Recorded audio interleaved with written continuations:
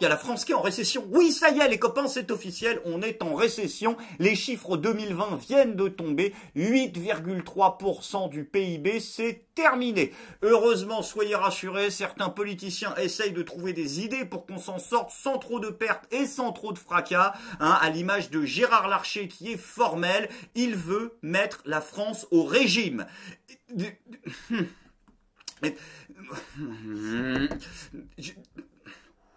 Merde, j'en ai marre, d'accord? Non, j'en ai plein le cul maintenant, GG, d'accord? Non, alors je suis désolé, j'ai fait des promesses depuis que j'ai créé cette chaîne, et je m'y suis pas toujours tenu, je le reconnais. Mais il y en a une à laquelle j'essaye de m'astreindre, j'ai toujours dit, pas de blague sur le physique.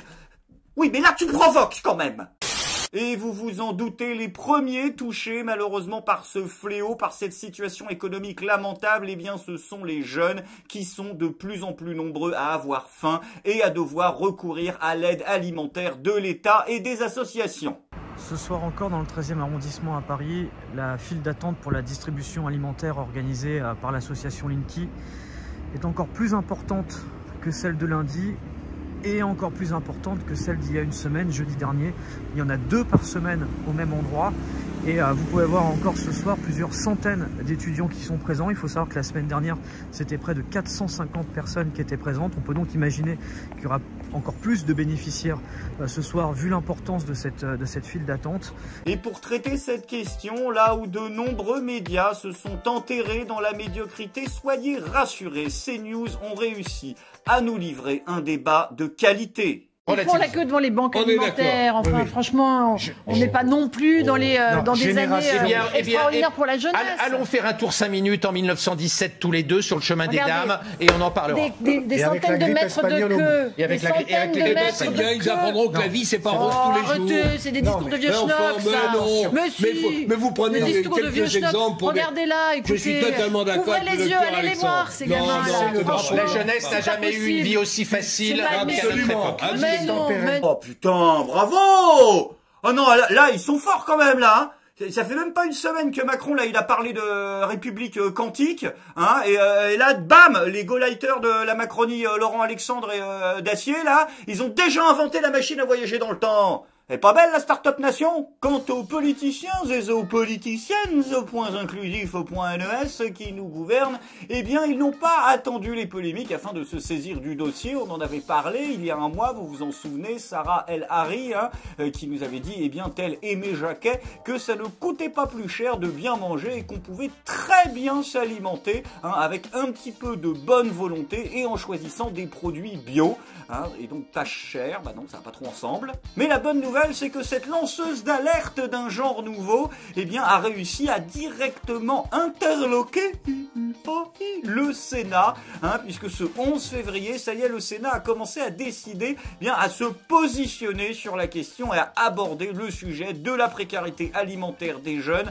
Bonne nouvelle, le Sénat va pencher dessus et ils n'ont pas peur de se lever le matin pour réellement s'occuper du dossier, autour bien évidemment d'un petit déjeuner riche en nutriments afin d'avoir le cerveau qui fonctionne correctement. Quant aux étudiants, eh bien en attendant, ils ne sont pas laissés sur la touche pour une fois par un gouvernement français, puisque le gouvernement d'Emmanuel Macron a tenu ses engagements, vous vous en souvenez. Emmanuel Macron avait promis d'introduire des repas à 1 € pour les étudiants, eh bien les premiers repas à 1 € ont bel et bien été introduits, chose que malheureusement les étudiants n'avaient pas prévue, c'est qu'ils ont été directement introduits dans leur anus. En effet, de nombreux étudiants se plaignent de ces repas, moins de 200 grammes par repas, et c'est pas tout, puisque avec le yaourt, nous dit cet internaute, cela fait 400 kilocalories, alors que pour un homme, les apports recommandés, nous rappelle-t-il, sont de 2400 kilocalories par jour. C'est juste scandaleux. Bon, après, par contre, tu dis de la merde, camarade, t'es au courant de ça? Ah non, t'as raison sur le fond, il faut 2400 kilocalories par jour pour un homme. Mais la République en marche, ils veulent pas des hommes, ils veulent des électeurs, ça n'a strictement rien à voir. Ah non, pour voter Emmanuel Macron, 400 kilocalories, c'est largement suffisant. C'est peut-être même trop au niveau alimentation du cerveau. En tout cas, vous m'enlèverez pas de l'idée qu'en ce moment, il y a un léger côté 2 salles, 2 ambiances. Après, vous le savez, pour la jeunesse, il n'y a pas que l'alimentation du corps qui est importante, mais également l'alimentation de l'esprit. Et là aussi, le gouvernement a décidé de mener bataille. Alors, le gouvernement, non, que dis-je, la première dame de France, Brigitte Brigitte Macron en personne a décidé, tenez-vous bien, de rentrer en guerre.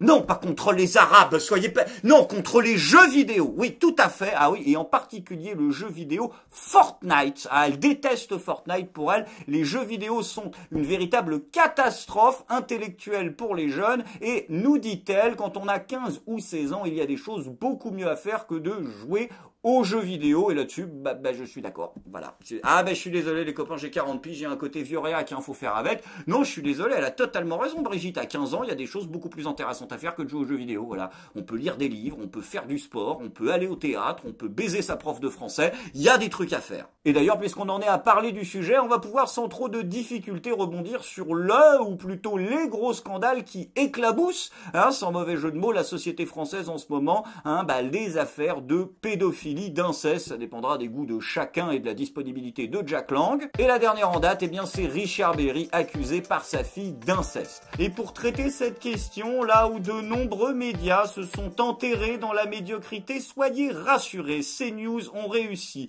à nous livrer un débat de qualité. Qu'est-ce qui s'est passé entre elle et son père? Je dis pas que c'est ce qu'elle décrit. Ou elle est folle et raconte n'importe quoi pour mettre son père dans une situation ingérable qui va peut-être briser sa carrière, je n'en sais rien. Et il faut l'examiner, il faut l'interroger, il y a quelque chose qui tourne pas rond. Mais c'est sûr, c'est qu'il y a un déchirement familial. Ou je ne sais pas. Il y a un nœud quelque part. Oui, mais vous pouvez pas aller sur ce terrain, Jean-Claude. Bah si, il faut bien. Qu'est-ce que va faire l'enquête si ce n'est d'essayer de comprendre ce qui se passe entre la mère, entre la fille et le père? C'est terrible. Le mot folle n'est pas justifié, Jean-Claude. Comment dire? Choisissons un autre, mais si tu veux, on n'accuse pas son père de choses pareilles quand on est stable et totalement équilibré. Waouh, on n'accuse pas son père de choses pareilles quand on est stable et totalement équilibré. Oui, sauf qu'en règle générale, du coup, quand on s'est fait violer, on n'est pas souvent très stable et équilibré après coup. Voilà, tu prends le problème à l'envers. Mais non, je vais pas insister. Là aussi, je vais m'en tenir à mes principes. Il faut savoir distinguer le fils de pute de l'artiste. Voilà. Alors, le problème de Dacier, par contre, c'est que son art, à lui, consiste à être un fils de pute sur les plateaux. Donc, ça brouille un peu les pistes. Alors, attention, les copains, par contre, on va être clair sur un point, parce que je sens arriver toute la team présomption d'innocence. À aucun moment, je ne dis que Richard Berry est coupable de quoi que ce soit.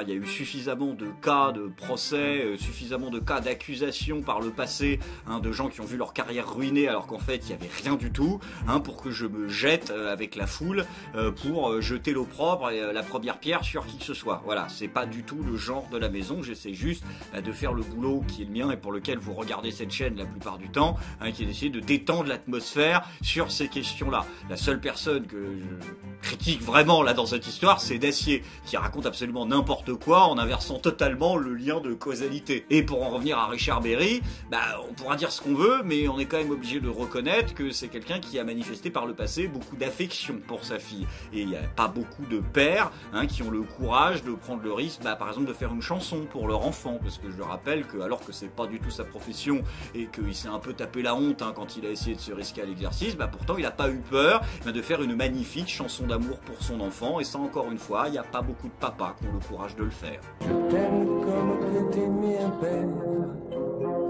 Colline. Oh, Colline. Princesse coquine. Oula, malaise. Donc c'est pas grave. Bon je sais pas si Richard Berry a niqué sa fille, mais en tout cas, il a niqué la chanson française et ma monétisation. Mais il n'y a pas que Richard Berry qui est touché, il y a également l'un des grands présidents du cinéma français, l'un des grands patrons, le président du CNC, Dominique Boutonnat, qui aurait visiblement des problèmes pour garder son pantalon boutonné, justement. En effet, Dominique Boutonnat est soupçonné d'agression sexuelle et de tentative de viol sur son filleul. Rappelons qu'il était l'un des premiers donateurs historiques du mouvement La République En Marche lors de sa création, et qu'il avait d'ailleurs été nommé président du CNC à l'été 2019. De nombreux médias avaient évoqué un renvoi d'ascenseur douteux de la part d'Emmanuel Macron envers ce donateur historique et généreux. Encore un proche de Macron qui se fait coincer pour des problèmes de braguette. Non, c'est flippant parce que, je veux dire, il y a un moment où les gens vont finir par se poser la question, où est-ce qu'ils les recrutent? Et sinon, d'ailleurs, je veux bien qu'on fasse éternellement le sketch du pygmée de Dieudonné, genre un pygmée, plus 2 pygmées, plus 3 pygmées, plus... Très bien, pas d'amalgame, mais il y a un moment où on va pouvoir commencer à parler de réseau où... Ok, d'accord, c'est trop tôt. C'est fou quand même, hein. Toutes les semaines, il y en a un qui se fait pincer pour des histoires de pédos, et on n'est même pas foutu d'en avoir nommé un ministre de la Culture. Ah non, vraiment, tout fout le camp en France. Et sinon, bah, la troisième affaire, je suis désolé, hein, c'est un peu lourd cette semaine, hein, toujours dans le même registre, eh bien, c'est Olivier Duhamel, vous vous en souvenez, lui aussi accusé de pédophilie. Olivier Duhamel, hein, qui a provoqué des remous indirectement, puisque, eh bien, c'est le président de Sciences Po Paris en personne, accusé de l'avoir protégé et défendu pendant des années, qui a déposé sa démission. Bien évidemment, sur les réseaux sociaux, hein, ça a fait un véritable scandale. Le hashtag SciencePort a caracolé en tête des tendances, à tel point que l'Institut d'études politiques, hein, a décidé vraiment de prendre des mesures radicales et de définitivement tourner la page. Voilà. Par contre, du coup, j'ai une question.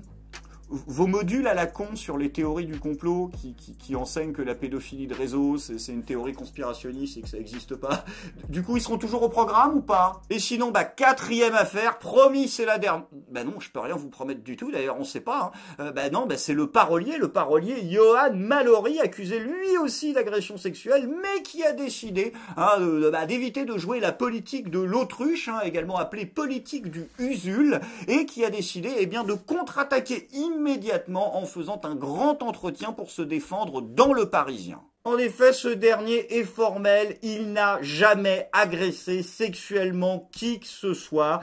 Dans cette affaire, ma seule erreur, dit-il, et je l'assume, c'est d'avoir versé de la MDMA dans le verre d'une jeune femme à son insu. Putain, il est pas mal ce reboot de Sauf une fois au chalet. Donc ça y est, c'est bon, on a fait le tour, peut-être que pour cette semaine, hein, mais pour l'instant ça va, il n'y en a pas plus. Hein, ça me rassure parce que c'est vrai que c'est assez difficile de faire des blagues sur ce genre de sujet, mais là pour le coup c'est la bonne nouvelle, hein, c'est que, eh bien, en dépit de la gravité de ce sujet, de la pédophilie, de l'inceste, du viol, eh bien certains professionnels malgré eux de la discipline n'ont pas peur de continuer, eh bien, à en rire. Et pour traiter cette question, là où de nombreux médias se sont enterrés dans la médiocrité, soyez rassurés, CNews ont réussi à nous livrer un débat de qualité. Vous connaissez la différence entre un pédiatre et un pédophile? Le pédophile aime vraiment les enfants, on ne les aime pas vraiment. Attendez, non mais alors là, non mais alors écoutez, franchement, Robert Cohen, je vous assure, mais même nous, je suis terrorisé aujourd'hui par ce que vous dites. Ah voilà, je vous sens venir tout de suite. Ah, c'est scandaleux, il n'a pas le droit de dire ça. C'est bon, c'est un trait d'humour, c'est un petit peu de l'humour de bistrot, mais je suis désolé, il n'y a pas de problème. Quand j'ai commencé à faire de la gériatrie, j'ai vu que je ne pouvais pas toucher les vieux. Ah oui. Physiquement. Physiquement, d'accord. Ah, là, il y a un problème, peut-être, par contre. C'est bizarre que ce soit pas cette partie de la phrase qui choquait les gens. Ouais, bah non, mais pour le coup, je reviens sur ce que j'ai dit. Ah non, mais ce genre de blague, il faut laisser ça à des professionnels, quoi. Genre des humoristes, François de Rugy. Si, quel est l'avis du gouvernement? Même avis. Il faut bien... C'est comme le consentement, il faut bien exprimer l'avis, monsieur le ministre. Vous qui avez été maire, vous savez qu'il faut qu'on entende clairement oui. Et bien là, il faut qu'on entende clairement si l'avis est favorable ou défavorable. Ah bah dis donc, ça se marre à l'Assemblée. Ah là, tu fais des petites blagues à Darmanin, genre, ah, vous avez vu, c'est rigolo, j'ai mis un petit tac parce qu'il viole des meufs. Ah, c'est bien ça. Hein, on se marre avec l'impôt des Français. Le jour où on va réaliser que Dominique Strauss-Kahn était peut-être le moins malsain de l'équipe, ça va nous faire tout drôle.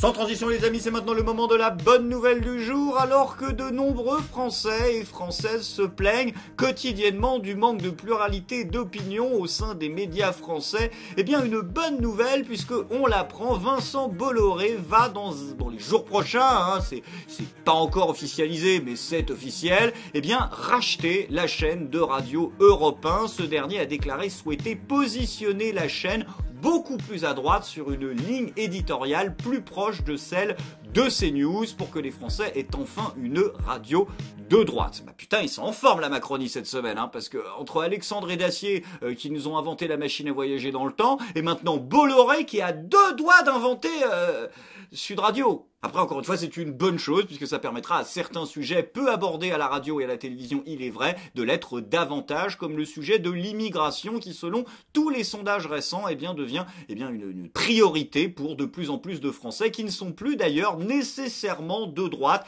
Les Français veulent entendre parler d'immigration et c'est pourquoi les médias ont décidé d'en parler. Et pour traiter cette question, là où de nombreux médias se sont enterrés dans la médiocrité, soyez rassurés, CNews ont réussi à nous livrer un débat de qualité. En France, aujourd'hui, tout va à volo. On favorise les bons à rien, les parasites. J'ai pas raison? Mais si. Et ça rapporte à qui tout ça, hein, je vous le demande? Au Metec, au Bico, au Rastaquaire, j'ai pas raison? Mais si. Bien sûr. Quoi? Ah non, c'est un vrai extrait, je vous jure. Ah si, c'était ce matin. Hein? Non, ils m'ont cramé les gens. C'est pas passé là, ils ont vu que je me foutais de leur gueule. Je t'ai dit, on la force un peu celle-là. Ah, je me suis fait gauler. Je suis pas content.